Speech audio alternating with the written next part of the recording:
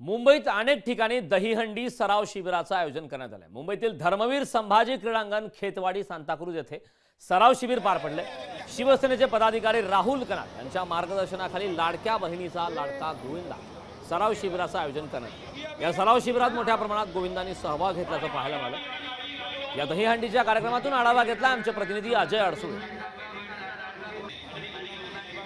येत्या मंगळवारी देशभरात दहीहंडीचा उत्सव आपल्याला पाहायला मिळणार आहे। मी सध्या मुंबईमध्ये आहे। मुंबईमध्ये जर पाहायला गेलं तर दहीहंडी निमित्त मुंबईमध्ये विविध भागामध्ये सराव चाचणी शिबिर या ठिकाणी पार पडताना आपल्याला पाहायला मिळत आहेत। शिवसेनेचे जे काही नेते आहेत राहुल कनाल यांच्या मार्गदर्शनाखाली मुंबईतील सांताक्रूज या भागामध्ये दहीहंडीची सराव चाचणी आपल्याला पाहायला मिळत आहे। संपूर्णपणे सध्या पाऊस पडलेला आहे, मात्र बाल गोविंदांनी या ठिकाणी गर्दी केलेली आपल्याला पाहायला मिळत आहे।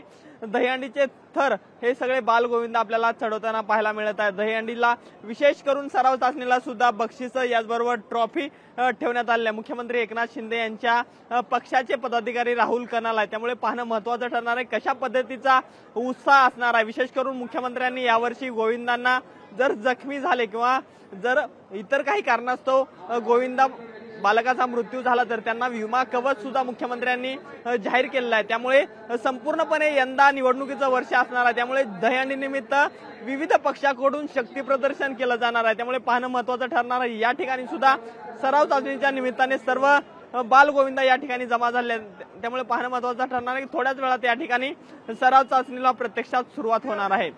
कॅमेरामन सुनील सह मी अजय अडसूळ, लोकशाही न्यूज, मुंबई। लोकशाही मराठी ऐका, पहा, जागरूक रहा।